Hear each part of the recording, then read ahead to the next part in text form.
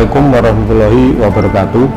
Perkenalkan, nama saya Sunarto selaku Kepala Kampus PJB Akademik Python, di mana saya di sini selaku wakil dari PJB yang selama ini kita kerjasama dengan Pondok Nurul Jadid, khususnya di SMK Pembangkitan.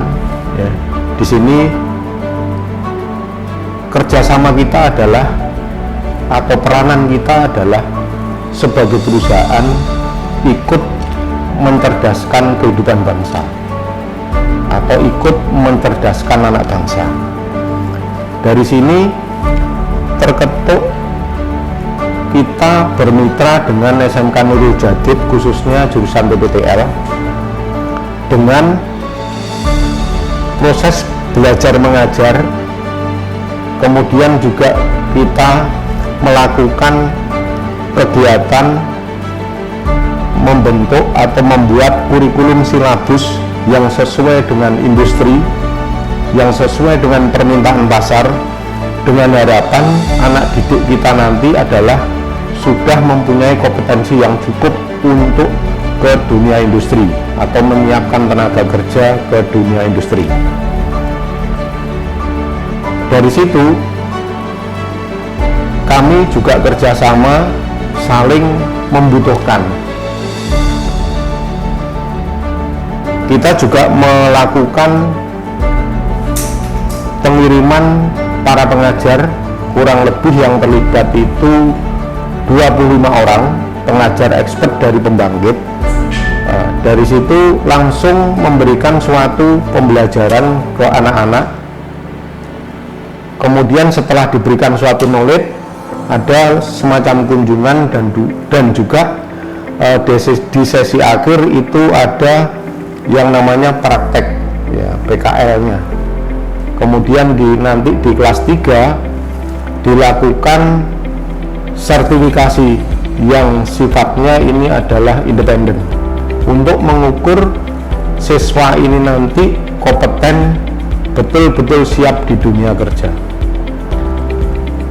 Mari seluruh lapisan masyarakat Probolinggo, Bondowoso, Surabaya, Jawa Timur yang mempunyai anak lulusan sekolah menengah tingkat pertama dan sederajat ikut bergabung bersama kami untuk ikut berpartisipasi menyiapkan anak didik untuk supaya siap betul-betul di dunia kerja. Terima kasih. Assalamualaikum warahmatullahi wabarakatuh.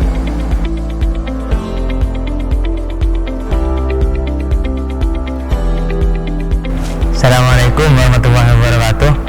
Welcome to SMK Nurul Jadid, jurusan PPTL Teknik Pembangkit Tenaga Listrik, di bawah naungan Pondok Pesantren Nurul Jadid dan di bawah binaan PT PJB Python Probolinggo, di mana berdirinya saya sini akan menerangkan tentang latar belakang PLTU, di mana PLTU dibangun untuk memenuhi kebutuhan masyarakat dan 5 sistem yang ada di PLTU tersebut. Yang pertama yaitu CACB, di mana CACB kita akan mempelajari tentang proses batubara, dan yang kedua adalah boiler, di mana kita akan belajar tentang pengolahan batubara, dan yang ketiga adalah turbin, di mana kita akan belajar proses mengekspansikan uap yang akan menghasilkan listrik di generator.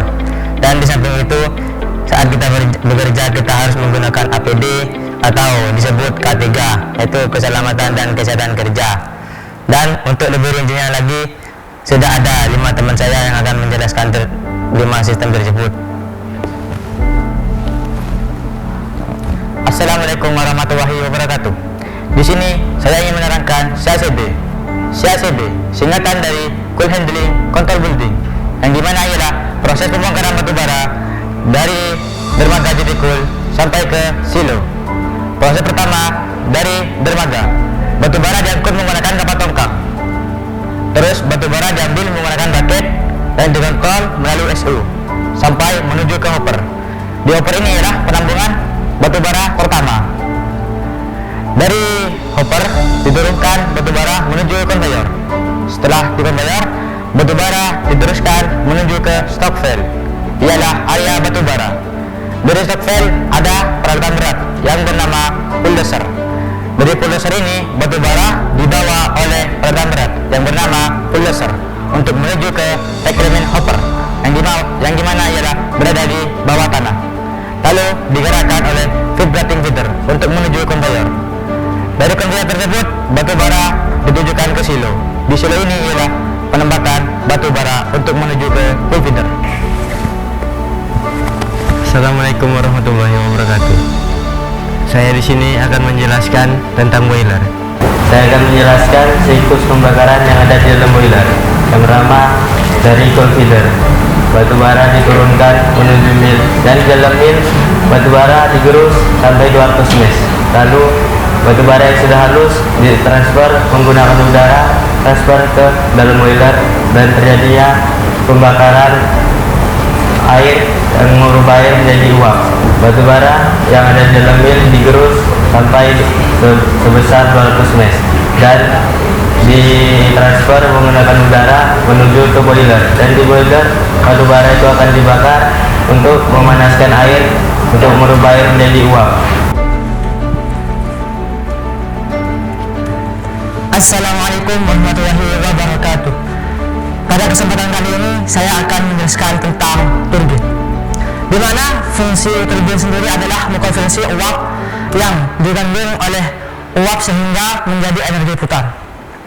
Dan turbin dikoppel dengan sistem generator, sehingga jika turbin berputar, generator pun juga ikut berputar.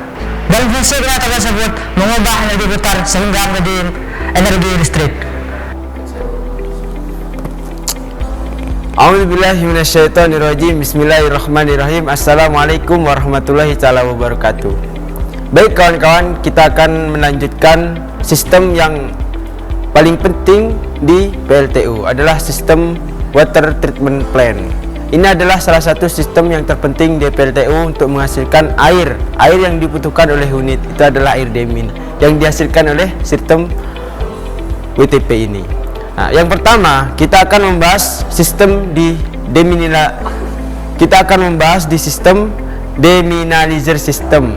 Nah, di sini kita akan menemukan berbagai alat yang untuk menghasilkan air demin. Pertama adalah di sistem cation exchanger. Di sini yang kedua adalah anion exchanger. Yang ketiga adalah mixed bed exchanger. Yang kita mulai dari sistem cation exchanger. Alat ini adalah untuk mengikat ion atau menukar ion positif dengan menggunakan media resin. Resinnya menggunakan resin negatif.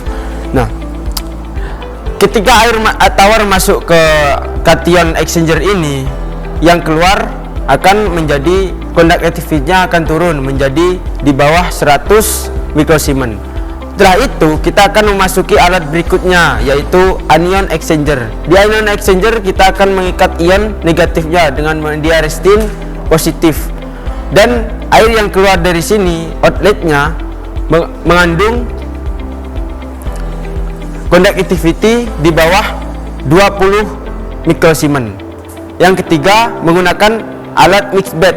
Mixed bed ini adalah campuran dari anion dan kation. Di sini adalah untuk menyempurnakan, memaksimalkan pengikatan ion di air tersebut. Di sini kation yang di atas, anion yang di bawah, yang menghasilkan menurunkan conductivity sebesar di bawah 1 mikrosiemens. Nah, tapi sebelum dari itu, kita di demineralizer system ini kita akan menemukan kata-kata yang diucapkan tutor setiap kalinya, itu adalah kata-kata jenuh. Kata-kata jenuh ini dimaksudkan adalah alat tersebut tidak bisa mengikat atau menukar ion secara maksimal.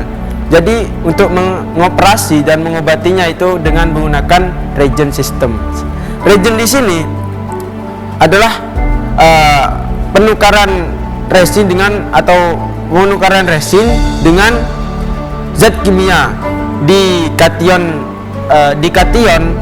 kita menggunakan regen asid yang mengandung bahan kimia HCl. Nah, di regen di sistem anion exchanger kita menggunakan regen kaustik yang mengandung zat kimia NaOH. Dari sini dari hasil reagent ini itu akan memulihkan resin atau memulihkan daya ikat resin lebih kuat. Nah, ketika air demin itu sudah air sudah menjadi air demin, itu akan dikirimkan untuk melengkapi kebutuhan unit seperti di boiler dan lain sebagainya. Jangan lupa air demin bisa kita buat atau sebagai bahan pembuatan H2. Assalamualaikum warahmatullahi wabarakatuh. Fly ash handling adalah penanganan abu terbang hasil pembakaran di dalam boiler yang dihisap oleh udara air defense. ISP adalah alat penangkap abu terbang hasil pembakaran di dalam boiler dengan menggunakan elektrostatik precipitator dengan menggunakan arus DC. Di dalam ISP terdiri dari collecting plate dan discharge elektroda. Abu terbang memasuki ISP dengan diberi muatan negatif oleh discharge elektroda.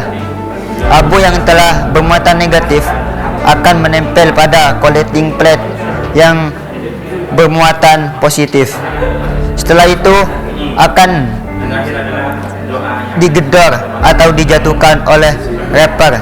Rapper adalah untuk menjatuhkan abu terbang yang menempel pada collecting plate. Abu terbang akan turun kepada hopper ISP, kemudian dihisap oleh vacuum ash blower yang melalui separator. Ada dua separator, yang pertama primary separator dan yang kedua secondary separator. Primary separator menggunakan sistem cyclone atau buka tutup, sedangkan secondary separator menggunakan sistem black filter atau dengan cara pengfilteran. Setelah disaring akan menuju ke fly ash silo, ialah tempat penampungan abu terbang yang sudah ditangkap oleh ISP tadi.